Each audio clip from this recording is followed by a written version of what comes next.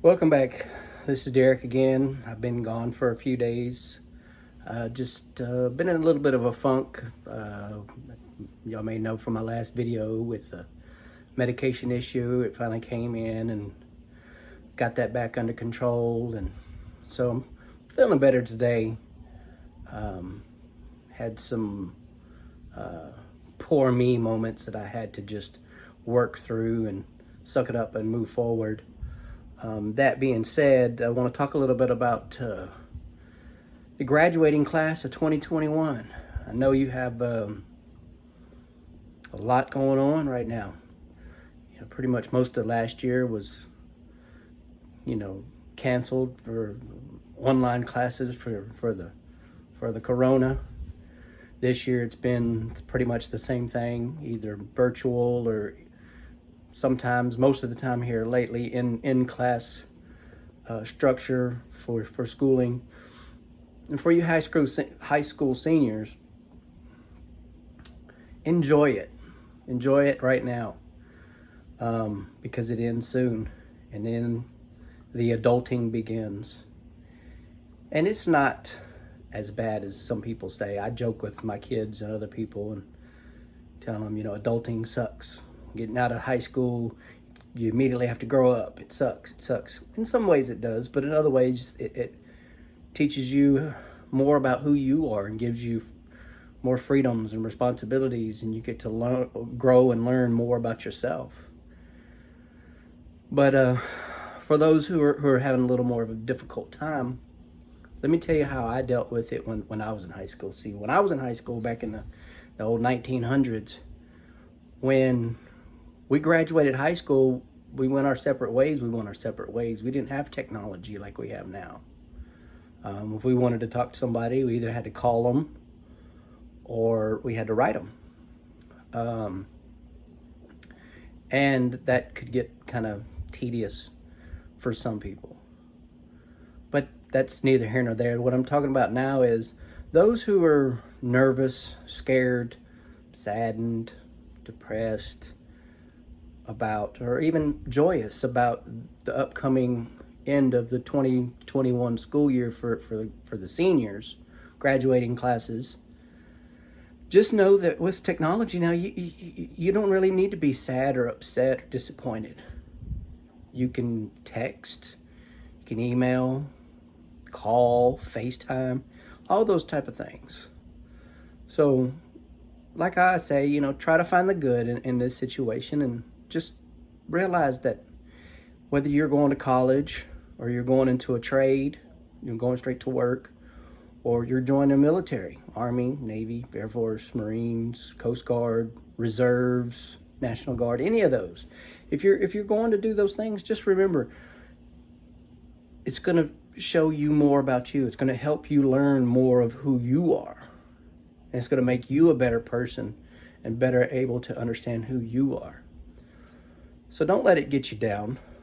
I'm not saying that you can't be saddened by the fact that your friends are going to be leaving, you're going to be leaving. But with technology and the way things are going today, don't look at it as though you're losing someone. You'll never get to see them again. You'll never get to talk to them again.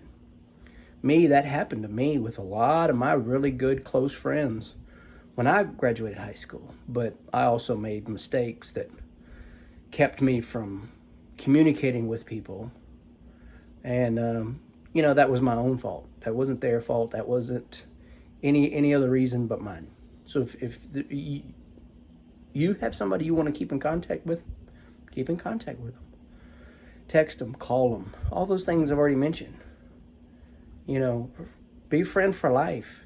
And if you only talk once a year, you're still friends.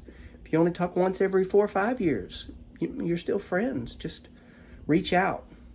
But in the time being, cherish the moment. Tell them how you feel. Tell them how you'll miss them. Or in some cases, you won't miss them. Talk about the good times. So that way when you do part ways, you have good memories and things to remember them by. Don't let the situation of impending doom keep you down right now. Don't worry about what's going to happen on graduation day, or, worry about what's going to happen right now. Worry about what's going to happen tomorrow when you're at school. Be with your friends, laugh, joke, play around. Enjoy it. It's not very often you see a yard full of dogs where they're all just moping around and sad because, one of them's getting ready to go to the vet to get his toenails clipped. Nope, they live it like it's that moment, and that's it, and that's that. Running and barking and playing and jumping around, and they don't have control because they don't need to control. So don't control the situation, just ride with it. Enjoy it. Be yourself. Have fun. Have faith. God has a plan for all of us. And the plans seem kind of unclear and foggy at first. And then leading up to the plans, why am I separating from my friends? Why do I feel so bad about it? It'll pass. It'll pass. You'll get over this, and you'll be a stronger person, and you'll see your friends again. May only be YouTube, Facebook, whatever you have. That may be the only way, but you'll still get to see them. So don't let it get you down. And for those that know who I'm talking to, I love you, just like one of my boys. So just don't let it get you down. And on a different note, let me tell you a really, really frightening story of something that happened to me to lighten the situation. When I was younger, and I must have been maybe 7, 8, 9 years old. I don't believe I was much older than that. Maybe I was even younger than that. My Uncle Ronnie, which I've mentioned in other videos, he was a big old dude. And when he laid on a couch, on a full-size couch, it was like, his head had to lay on one end of the floor and his feet touched the floor on the other side. That's just my memory because, me, I was, like 2 foot tall, and he was like 17 feet tall. But that's not the point I'm getting at. The point was that he's laying on the couch, and he asked me, he's like, Derek, go get my cigarettes for me. And I don't know what kind of cruel joke God was playing on me, but he put this in my head of when I went and got his pack of cigarettes for him. I ripped them in half. And the look on his face, I'm not quite sure what it was. If it was, did this little sumbitch just really do that? Or was it, I really could just like crush him and he would never even know the difference. But I remember looking at my hands like, why did you do this? And I remember, and I never admitted this, not that I'm aware of, but my heart was just pounding. I really thought I was going to get the shit beat out of me that day.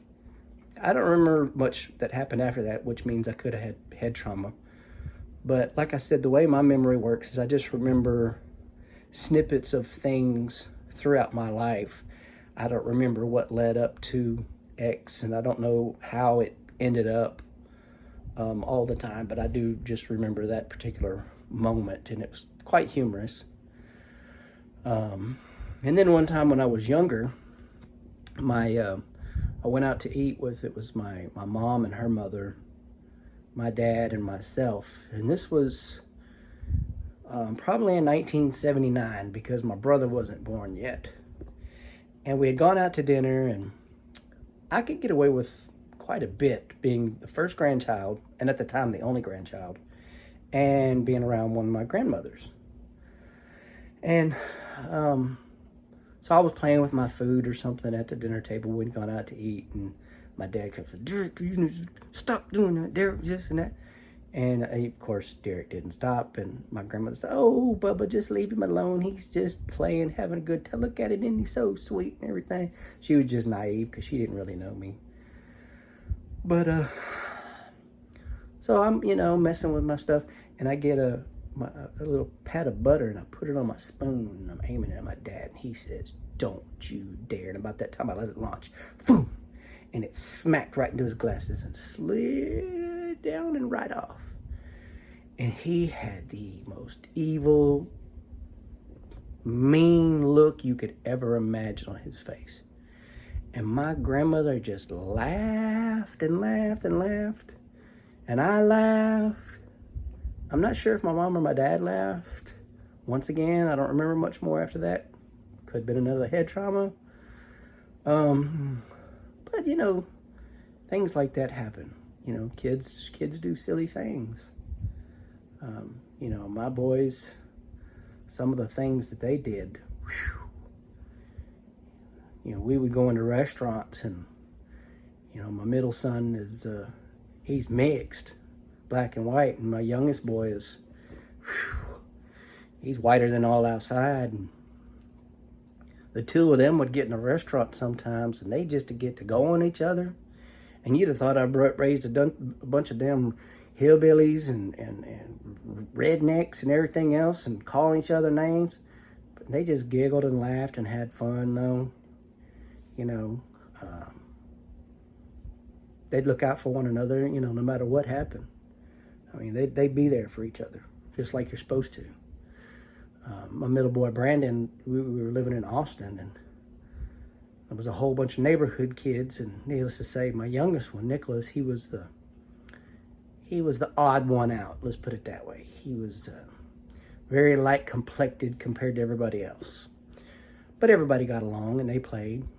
Well, they were at this one little area, kind of sloped down, a little concrete drain thing, excuse me, and he was playing with his Hot Wheels, and this one little boy come over and took it from him, and Nicholas tried to take it back, and this little boy pushed him down, and he didn't put one and one together and didn't realize that Brandon, who doesn't look like Nicholas, they weren't related. So he pushed Nicholas down, and Nicholas started crying, and Brandon went over there and jumped in, and I had never seen him act like that before.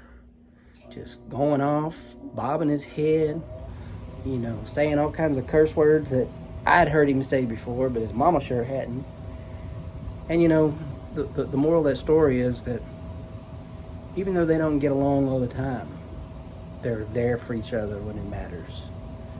So just remember that, you know, family is family. There are going to be certain situations and circumstances when you can't be there for them. You're at work and it's, you know, you're in a situation or you work in a plant or something like that, and you're an operator. You can't just shut it all down and go home. That's sad. It sucks, but that's the way it happens sometimes. Doesn't mean you won't be there for your family. Just means you can't be there for that moment. But I tell you, when it really, really matters, though, family will be there for you.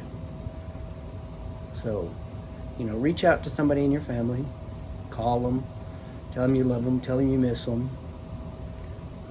It's been here lately that my brother and I, who have had a rocky relationship throughout our life, here recently it's gotten really, really good. Really, really good. Go visiting, talk to him on the phone and stuff. He's a wonderful dad. He's raising his son Max. Max is a hoot. He's a little goober there. He's special. He's special. But he learns it from his daddy. And so I'm not going to babble on too much more. I just wanted to get some of those things out. Let everybody know that, you know, I love you. God loves you. Justin, I love you. You're my best brother ever. Don't tell him he's my only brother. And for all the graduating class of 2021, it's going to be okay. It's going to be okay, I promise. Just don't worry about May until May gets here. Just worry about today, worry about tomorrow. Y'all have a good night. Be good, stay safe. Love you all.